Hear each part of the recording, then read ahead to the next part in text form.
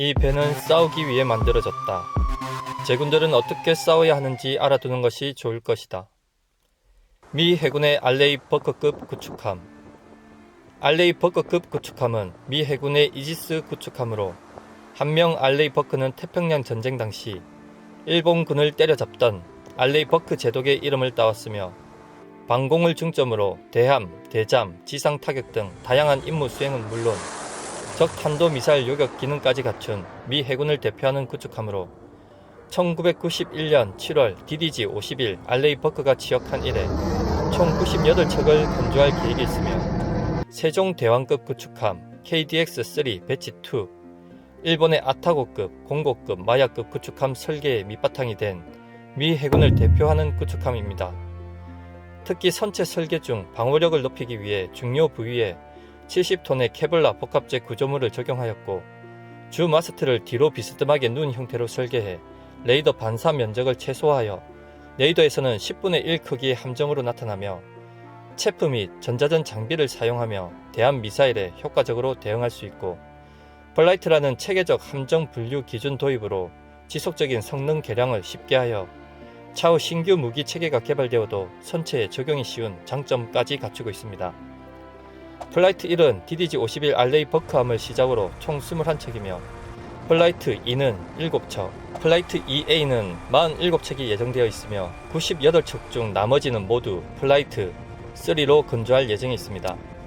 오늘 영상에 해당되는 함정은 플라이트 2A 타입으로 최신의 이지스 시스템 베이스라인 9을 탑재 뛰어난 함대 방공 능력 외에도 탄도미사일 대체 능력이 꾸준히 향상된 것이 특징이죠. 그런데 미 해군이 이런 전투 함정에 한국계 전쟁 영웅 대신 일본계 이름을 가진 함정을 취역할 예정에 있습니다. 바로 알레이 버크급 플라이트 2의 68번함 데니얼 이노우에 함입니다. 반갑습니다. 구독자분들과 함께 성장하는 밀리터리 채널 생활탐구입니다. 미 해군은 2019년 6월 22일에 진수한 데니얼 이노우에 함이 11월 19일 하와이주 진주만에 있는 펄 하버히킴 통합기지에 도착해 태평양 함대 예하 제3함대 소속이 된 것을 발표하였고 2021년 12월 8일에 취역을 예정하고 있습니다.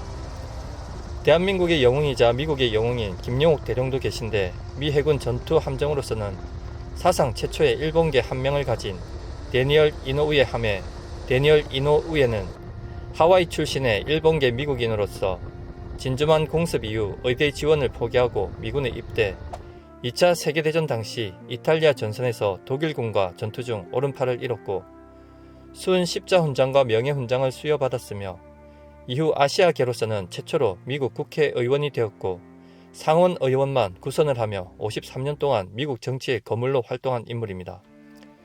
미국 입장에서는 정치적 거물이었지만 일본과의 관계를 중시한 그는 일본군 위안부 교탄 결의안 채택 당시 확고한 반대를 했던 인물입니다.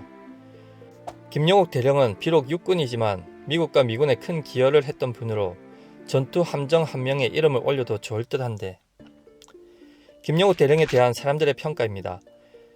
마크 클라크 전 미 5군 사령관은 내 휘하에 있던 500만 군인 중에 최고의 군인이었다라고 밝혔고 최명신 전 파월 한국군 총사령관은 미 보병학교 시절 한국계인 김용옥 대령 덕에 어깨가 으쓱했다. 그리고 김용옥의 전기를 쓴 한우성님은 하나밖에 없는 아들이 닮았으면 하는 인물이다 라고 소개했습니다. 그리고 김용옥 대령은 미국에서 동성무궁훈장, 은성무궁훈장 등을 받았고 한국과 유럽에서 받은 훈장까지 합하면 무공훈장만 19개나 되는 전쟁 영웅입니다. 그런데 미 해군 전투 함정 한 명에 최초로 일본계 한 명을 붙이다니. 시청해주셔서 감사합니다. 구독과 좋아요 알림은 기쁨입니다.